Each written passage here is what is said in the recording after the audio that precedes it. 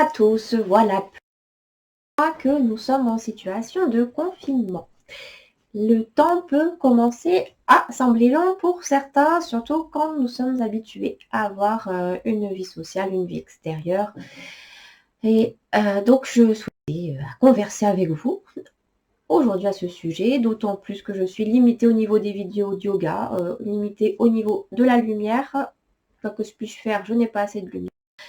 Et au niveau du son aussi, dans mes mouvements, le son n'est pas correct et je n'ai pas envie de passer des heures à faire du montage. Bref, ça peut être difficile. Cette situation se retrouve enfermée toujours avec la ou les mêmes personnes ou avec soi-même. Donc, comme nous sommes en guerre, paraît-il, il va falloir que nous nous armions de patience encore un peu. C'est l'arme la plus solide au monde, je pense. Donc c'est en effet pas très humain cette situation d'être cloisonné chez soi. Il paraît que même pendant la Seconde Guerre mondiale, les gens n'étaient pas autant enfermés chez eux. Les bistrots étaient encore ouverts dessus. Donc je l'ai pas vécu. Mais je me suis dit aussi que ça pouvait nous donner une petite idée de ce que vivent les animaux qui sont toujours enfermés dans des cages. Petite pensée pour eux, les pauvres. Bref, ça nous permet aussi d'être du coup un peu moins égocentrés. Et aussi, peut-être que nous allons rencontrer nos voisins, si ce n'est pas encore fait, différemment, ou de les rencontrer tout court. Ou à l'inverse, aussi des choses désagréables qui se créent. Moi, je vois les deux situations extrêmes. De plus en plus de solidarité, mais en même temps, de plus en plus de peur chez d'autres personnes et des actes de délinquance qui augmentent. Bref, un équilibre à retrouver, sans doute. Bref. L'humain est vraiment capable de tout, du pire comme du meilleur. Donc, je vous souhaite de trouver le meilleur en vous. Et je vois 4 grands principes. Donc un mélange en tout cas d'abandon à la situation et de responsabilisation. Il va falloir donc prendre plus que jamais soin de soi. Et prendre soin de soi, je dirais que ça va être en s'autorisant à se lâcher, s'autoriser quand même des petits plaisirs et s'autoriser l'écoute de ses propres besoins. Donc tous ne vont peut-être pas être faciles à satisfaire, mais au moins les reconnaître, c'est vraiment la meilleure ce besoin de sécurité, ce besoin de reconnaissance, de manger tel aliment, ce besoin de me faire des câlins, de tout, sans vous auto-flageller parce que vous ressentez tel désir, telle envie, tel besoin. Tout est juste à écouter. Et il va falloir par contre fixer des limites si vous vous autorisez cette nourriture émotionnelle comme je l'appelle, parce qu'elle va vraiment vous faire du bien. C'est même nécessaire je pense, de se lâcher quand on n'a pas appris à écouter encore suffisamment le corps pour lui apporter une nourriture assez vivante et qui soit en totale réponse à ce dont nous avons physiologiquement besoin, on va dire. Mais il va falloir donc fixer certaines limites pour que vous restiez en totale santé. Cette limite, ça va être donc une alimentation quand même correcte. Le deuxième principe, qui est se prendre en main. Prendre en main, donc déjà par le mouvement, car le mouvement c'est le premier secret d'une bonne santé.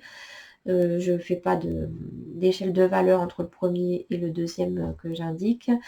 Et le deuxième étant l'alimentation. Pour moi, les deux sont nécessaires à une vie en pleine santé, une vie harmonieuse. Et l'alimentation, donc je ne vous fais pas de cours de naturopathie maintenant, mais veillez tout de même à avoir une alimentation la moins acide possible. Donc éviter les sucres rapides, les nourritures trop transformées et, et apporter le plus de vitamines, de minéraux. N'hésitez pas à rajouter des compléments alimentaires. Apprenez le jeûne intermittent si vous ne le connaissez pas encore. Profitez-en pour faire des nettoyages corporels, des nettoyages de lieux aussi, si ce n'est pas encore fait. Et donc voilà, pour ma part, la petite recette qui marche bien pour me maintenir en forme, c'est le sérum de Quinton, qui vraiment est un condensé de minéraux, d'oligo-éléments qui amène tout ce qu'il faut au corps. Donc vous pouvez y aller les yeux fermés. Le troisième principe qui va nous aider dans cette période va être le lâcher prise, bien entendu, le fameux lâcher prise. C'est une période idéale pour apprendre à accepter les situations, les accueillir plutôt. Ça ne veut pas dire donc obéir bêtement à ce qui est présent ou même être dans un état de résignation. C'est plutôt une occasion d'aller plus loin, encore je trouve, dans une découverte de soi. En situation de télétravail, par exemple, la situation peut être très lourde à gérer, mais vous voyez aussi comme vous pouvez être très créatif. Cette faculté de vous retrouver dans une petite bulle et d'ignorer ce qu'il y a autour. Donc, lâcher prise avec focaliser, se concentrer sur quelque chose permet de lâcher prise sur ce qui est existant. Et pour moi, c'est cette définition du lâcher prise que j'ai envie d'utiliser. Maintenant, c'est réellement se défocaliser de ce sur quoi nous ne pouvons avoir de prise pour se concentrer sur autre chose, sur des choses sur lesquelles nous pouvons agir. Voilà. Et le principe le plus important, je trouve, ça va être de garder des objectifs, des buts à réaliser. Donc des buts réalisables et que vous pouvez réaliser autant sur le court terme que sur le long terme. Quelque chose de très simple comme lire un livre, remplir des documents, discuter avec une personne avec qui vous n'avez pas parlé depuis longtemps, ou remplir un objectif professionnel avant la période de 1 an et demi. Donc des choses, des moteurs, des actions qui vous donnent simplement envie d'aller de l'avant. Et pour moi, c'est vraiment le sens de la vie, de trouver un moteur pour nous donner cette stimulation. Donc finalement, vous l'aurez compris que la situation de confinement, c'est simplement comme d'habitude. Vivre comme d'habitude, mais un petit peu plus cloisonné, quoi. Aller trouver ce qu'on a à l'intérieur encore plus et je serais ravie, moi, personnellement, que vous nous fassiez part de ce qui vous motive, de ce qui vous donne envie de continuer, sur quoi vous exercez votre créativité en ce moment.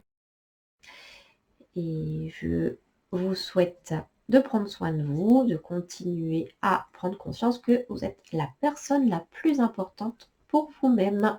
À bientôt!